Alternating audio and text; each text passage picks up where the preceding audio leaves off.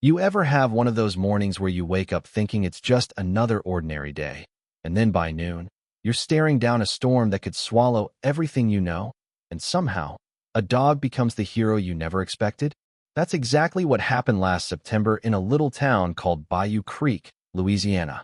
I mean, Bayou Creek is the kind of place where everybody knows everybody, and life usually moves at a slow, easy pace, with the scent of magnolias in the air and the occasional slow roll of traffic down Main Street. But that morning, the clouds were heavy. The wind had that low growl to it that makes your skin tingle, and the kind of rain that falls like someone's dumping buckets from the sky started turning the streets into rivers before most people had even finished their coffee. And I swear, nobody could have predicted that the dog who lives down the block from Mrs. Harper would end up being the reason an elderly couple would walk away from a day that could have ended in tragedy. Now, let me tell you about that dog, because if you met him once, you'd never forget him. His name's Baxter, a Newfoundland mix, and he's one of those dogs that looks like he could swallow a small car in one gulp and then nap on top of it like it's nothing. But there's this softness in his eyes that makes you realize he's just as gentle as he is big. And if he wasn't wagging his tail and drooling all over the place, you'd almost forget he's got the kind of muscle and strength that makes him capable of things most humans wouldn't even dream of. Baxter had been living with the Carters for a few years, and everyone in the neighborhood knew him as the friendly giant. He'd chase kids on scooters, float lazily in the creek, and if you left a plate of food unattended, well, he'd claim it like it was his birthright. But nobody had ever seen him act like this before. Meanwhile, a few blocks away, there's Mr. and Mrs. Douglas, both in their late 70s. They've lived in Bayou Creek their entire lives, and they know these streets like the back of their wrinkled hands. They're the kind of couple who wave to every neighbor, who have stories about the old days for anyone who'll listen, and who wouldn't dream of leaving their little bungalow even when the weather turns sour. On this particular morning, they decided to run a quick errand, heading down to the corner store to grab some essentials.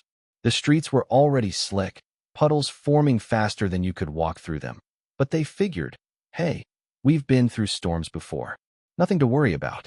They had their umbrella and a sense of stubbornness that only decades of small-town living can give you. But what they didn't realize was that the storm wasn't just any ordinary downpour. This one had been gathering strength upstream for hours, and by the time they reached their car, the first real surge of water was rolling down the streets like a current from a river, sneaking into curbs and low spots, and turning familiar pavement into something dangerous and unpredictable. Now here's where things start to get tense. The Douglas car, a small sedan that had seen better days, was parked right at a low point on Maple Street. And as the rain kept hammering down, the water started to rise faster than anyone expected. Within minutes, the water was creeping up over the tires, then the doors, and by the time Mr. Douglas realized just how high it was getting, the car was practically floating, rocking with each push of the current. He tried to start the engine to move to higher ground, but water had already gotten in, and the car refused to budge. Mrs. Douglas, sitting beside him, was wide-eyed, clutching the dashboard as the first small waves lapped against the seats. Panic set in almost immediately. This was the kind of situation you read about in the news, not the kind you think will happen to you on your way to the corner store. And right at that moment, when it felt like they were trapped and the world was tilting sideways, a familiar bark cut through the roar of the rain. Baxter, that massive, goofy, lovable giant of a dog, had seen the rising water from his yard across the street, and, sensing that something was wrong, had bounded straight into the storm.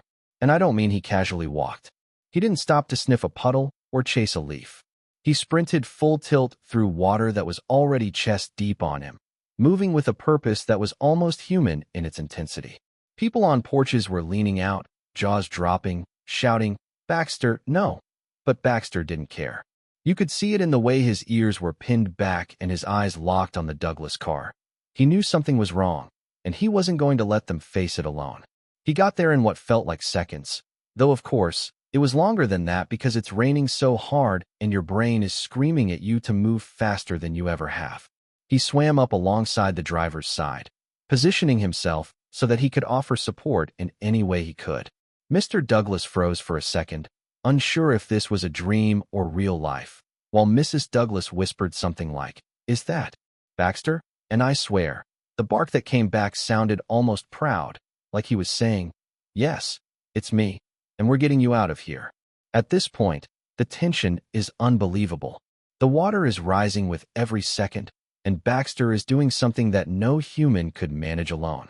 He's trying to nudge the door open, pushing with his snout, his paws bracing against the submerged pavement. The couple is panicking, and it's obvious that even getting out of the car will take some courage, because stepping into that current could sweep you away in an instant. But there's this strange calm that comes from watching Baxter work. You see the focus in his eyes, the deliberate effort, and it hits you that this dog has made a decision. He's going to save these people, no matter what. And then, almost like a miracle, the door gives just enough for Mr. Douglas to swing it open, with Baxter supporting and guiding him as he slides into the water. He's huge, but not clumsy, and somehow he manages to act like a living lifeboat for the couple, nudging them towards slightly higher ground, against the current, step by careful step. The neighbors are yelling, some calling 911, others just standing frozen. But the image of this massive dog, chest deep in murky, swirling water, holding on to his people and refusing to let them go, it's one of those things that sticks in your head forever. It's like watching a scene from a movie, but it's real life, and every drop of rain, every slap of water against the car, every terrified glance of the elderly couple just makes it more intense. Baxter's fur is plastered to his body, rain running down his muzzle, and yet he doesn't stop. He doesn't hesitate. And the way he looks at the Douglases, you can tell he understands the stakes. It's not about treats, or praise, or toys. It's about them, and nothing else. By the time they make it to a curb that's finally above the rising water, you could see the relief washing over everyone. Mr. Douglas is soaked to the bone, breathing hard, muttering things like, "I can't believe that dog," while Mrs. Douglas is hugging Baxter like he's family, which of course, he is, now more than ever. And Baxter, exhausted but triumphant, finally allows himself to shake off the water, sending a torrent onto anyone standing nearby, looking at them as if to say, "All in a day's work, folks." You can't help but laugh a little at the absurdity. The dog who looks like he should be napping on the couch has just pulled off a rescue in the middle of a hurricane-level flood. It's funny and terrifying and inspiring all at once. And that's where I'll leave it for now, because the rest of the story, the part where things get even more intense, where the flood pushes back harder, and where Baxter's heroism really shines through, well, that's a story for the next part. But I promise you, by the end, you're going to feel like you've been on the water with him, heart in your throat, praying that everyone makes it out alive. The moment Baxter nudged the Douglases onto higher ground, I thought maybe, just maybe, the worst was over. I mean, who wouldn't?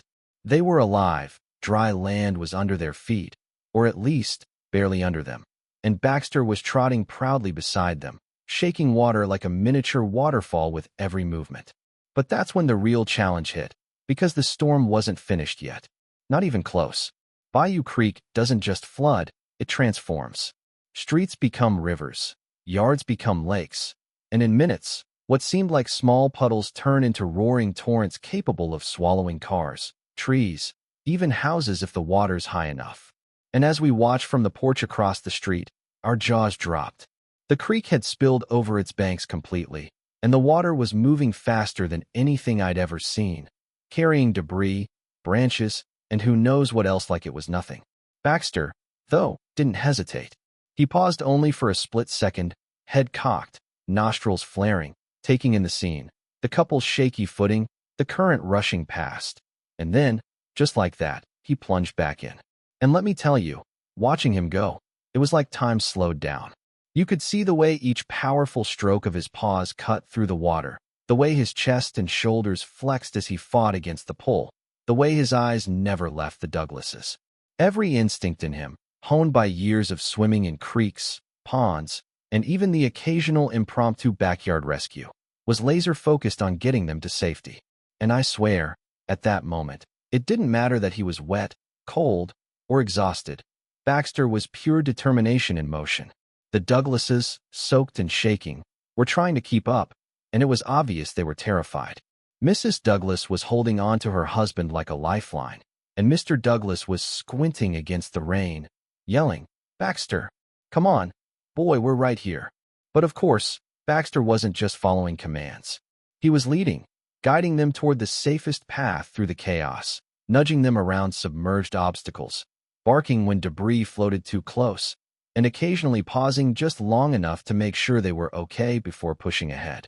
It's the kind of thing that makes your chest tighten, the kind of bravery that doesn't feel human at all. It feels mythic, like watching a hero swim through legend. And then, of course, there was the moment that made my heart stop. A branch, huge, waterlogged, and deadly, was barreling toward them, caught in the current. The Douglases didn't see it, too focused on keeping their footing, and I thought for sure we were going to lose one of them, or worse. But Baxter, in a split-second decision that you couldn't even teach, pushed himself between the branch and the couple, using his massive body to block it, rolling it aside with sheer muscle and instinct. He barked, I swear, as if saying, "Not today, you're not getting them." And the branch, which could have cracked a car door or worse, floated past harmlessly, leaving us all gaping and wondering if that dog had somehow absorbed the courage of every lifeguard, firefighter, and rescuer who ever existed. That's when the current really decided to test them. The water was rising fast, carrying more debris, and the Douglases were slipping on unseen pavement beneath. Mr. Douglas made a sudden lunge for a piece of floating wood, lost his balance, and went under for a terrifying second. I remember thinking, "Oh my God, that's it, he's gone." But Baxter reacted instantly, paddling hard, swimming underneath, and gently nudging him back up. It was gentle, considering the size and strength of this dog. He wasn't just shoving him around. He was guiding him like someone would guide a scared child through a deep puddle. And Mrs. Douglas? She was holding onto Baxter's fur at one point like it was a rope, hanging on for dear life, yelling, "I knew you'd come, boy." And I couldn't help but laugh through my own nerves because, honestly, who yells encouragement at a dog like that in a hurricane-level flood? Only in Bayou Creek, I guess. Meanwhile, the storm continued to rage, and it was getting worse. Trees groaned, wind howled, and water was now hitting chest level on the Douglases. I could see Baxter's muscles quivering with fatigue, his coat matted and heavy, water sliding off his enormous paws as he pushed forward. He paused for a heartbeat, shaking his head, and I swear it looked like he was thinking, "You two better hang on, we're almost there." And somehow, against odds that would have made most humans give up, he found the path. Higher ground, a little patch of street just above the surge, enough that they could finally rest. They collapsed onto it, coughing, spluttering, shivering, but alive. And Baxter? He shook off the water again, splattering everyone around him, and then just sat there, chest heaving, looking ridiculously proud of himself like, "I told you, I got this." But the story wasn't done yet. In floods like this, nothing happens in isolation. As the Douglases tried to move toward their home, a sudden rush of water slammed into them, stronger than anything they'd faced, and knocked them off their feet. And for a terrifying second, I thought we were going to lose them again. But Baxter reacted without hesitation, swimming straight into the current, gripping Mr. Douglas's sleeve gently with his teeth, pulling him back toward safety, while nudging Mrs. Douglas with his snout like a coach yelling, "Keep moving." The coordination, the timing, the sheer willpower of this dog. It was like watching choreography, only the stakes were life and death. Neighbors had started coming out with makeshift ropes, calling for help, but Baxter had taken control. He was leading the Douglases step by step, weaving through the water, avoiding debris, and at one point, I swear, he even barked at a floating trash can like it had insulted him personally, nudging it aside so it wouldn't topple the couple. It was ridiculous and heroic all at once. And then, just when we thought we'd seen everything, a gust of wind slammed a small tree limb against Mrs. Douglas's shoulder, and she cried out. Baxter reacted instantly, turning sideways in the water, using his body as a shield until she could regain her footing. I think everyone watching held their breath for a good 30 seconds, and I'm pretty sure a few people said a prayer or two. Finally, after what felt like an eternity, they reached the side of the street that was just above the floodwater. Mud, rain, debris everywhere, but they were safe. Exhausted, trembling, soaked to the bone, but alive. And Baxter, for all his size and strength, wasn't done being dramatic. He shook himself again, sending water spraying in every direction, then flopped onto his side, panting, eyes half closed, looking like he expected a medal or at least a treat. And the Douglases? They just hugged him, crying, laughing, shivering, thanking him over and over, while he looked at them like, "You're welcome, but can we go home now?" By then, the rest of the neighborhood had arrived, and suddenly it wasn't just a couple of people watching a dog do something incredible. It was everyone. People were clapping, cheering, laughing in disbelief, some with tears streaming down their faces. Kids were pointing, neighbors were taking videos. And through it all, Baxter was calmly accepting the praise, tail wagging, chest heaving, completely unfazed by the attention. And the Douglases? They were holding on to each other, still shaking, still dripping, still muttering things like, "I can't believe it. I can't believe he did that." Which is exactly what we were all thinking. The next few hours were chaotic, but also strangely beautiful. Firefighters arrived, neighbors helped clear paths, and everyone kept glancing at Baxter like he was some kind of legend come to life. The couple managed to make it back to their home safely, wet, muddy, exhausted, but alive, entirely because of a dog who didn't think twice about plunging into a storm to save them. And I swear, in that moment, Baxter wasn't just a pet or even a hero. He was a force of nature, a living reminder of loyalty, courage, and the kind of instinctual bravery that humans can only hope to emulate. Somewhere between the chaos, I remember thinking, if I ever need someone to save me in a flood, I want a Newfoundland mix named Baxter by my side. And honestly, I'm not sure the Douglases would disagree. They were sitting there on their porch later, wrapped in blankets, sipping hot tea, petting Baxter, and still wide-eyed. You could see it in their expressions, the realization that the ordinary, slow-moving life they knew had intersected with something extraordinary, and that it had come in the form of a dog who simply refused to let them go. By the end of that day, Baxter had cemented himself as a legend in Bayou Creek. People were telling the story at every corner, on every porch, and over every fence.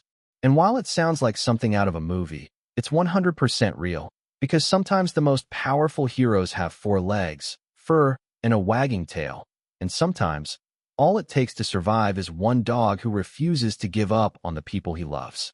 And yet, even with all that heroism, there were those small, quiet moments that really hit home. Like when Baxter curled up next to Mr. Douglas, resting his head on his lap, and the old man whispered, "You're a good boy, Baxter, the best I've ever known."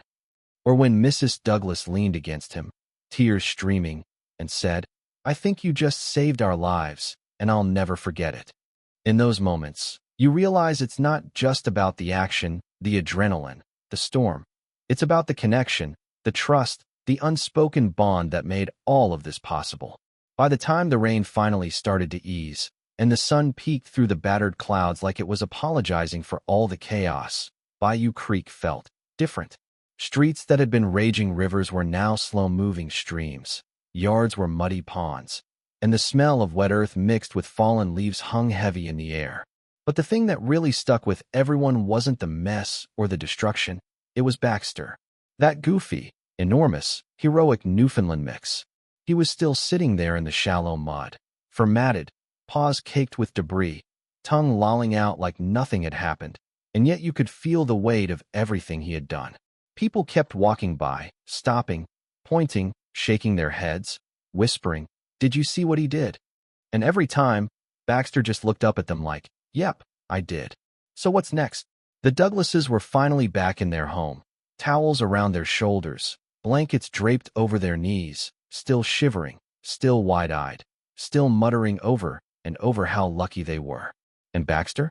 He curled up beside them like nothing had changed, letting them pet him, whispering to him, apologizing to him almost, as if they couldn't believe the magnitude of what had just happened. And that's the thing about moments like this. They leave you speechless. You realize how fragile life is, how quickly the ordinary can turn into something extraordinary, and how a single act of courage from a creature you might have dismissed as just a big, silly dog can change everything. The story didn't stay quiet for long. By late afternoon, neighbors were talking, news crews had started arriving, and social media was lighting up with videos and photos of Baxter guiding the Douglases through the flood.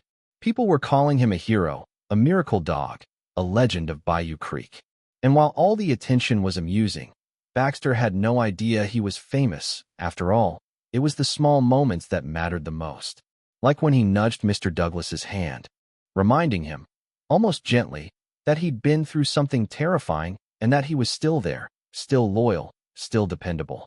Or when Mrs. Douglas leaned into him, tears streaming, whispering thanks that no words could fully express. In those quiet, human moments, the heroism felt tangible, warm, and deeply personal. Baxter's story spread beyond Bayou Creek quickly. Animal rescue groups reached out, reporters wanted interviews, and people from other states sent messages praising the dog's bravery. And yet, in the Carters' living room, watching their dog sleep off the day's adventure, it all felt normal. Because Baxter didn't do it for fame or recognition. He did it because it mattered to him. Because he saw people in danger and he couldn't turn away.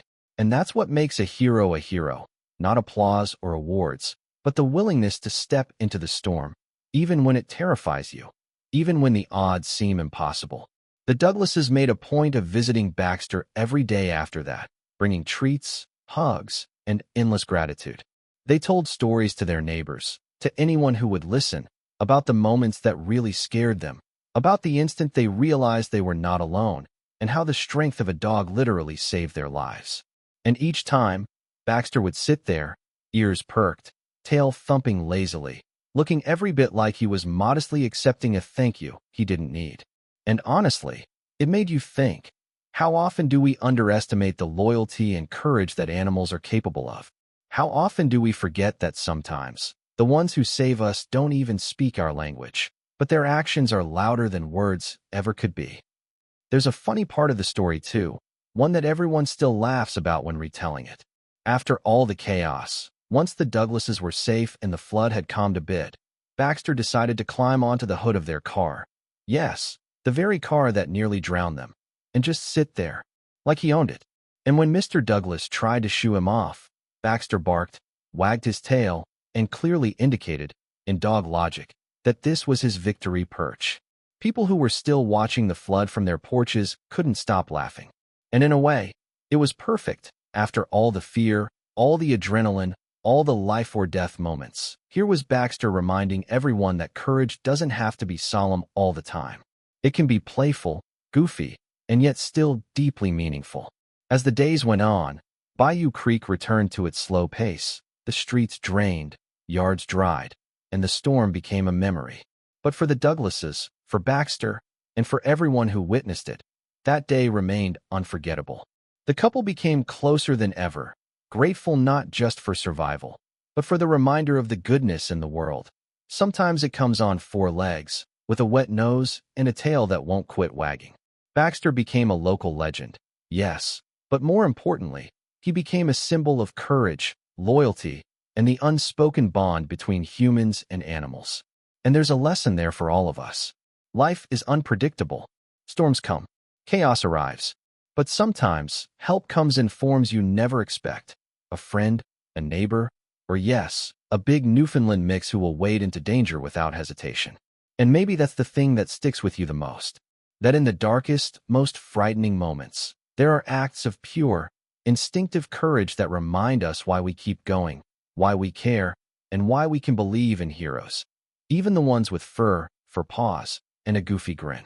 I like to think about that day often, imagining Baxter padding down streets, sniffing puddles, completely unaware of the lives he'd saved, yet leaving an indelible mark on everyone around him.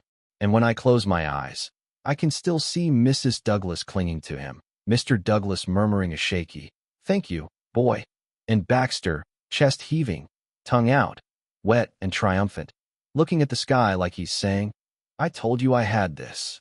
It's the kind of image that lingers, that stays with you, that makes you laugh, cry, and marvel all at once. So what would you do if you were in that situation? Could you step into a storm and protect someone else, just because it felt right?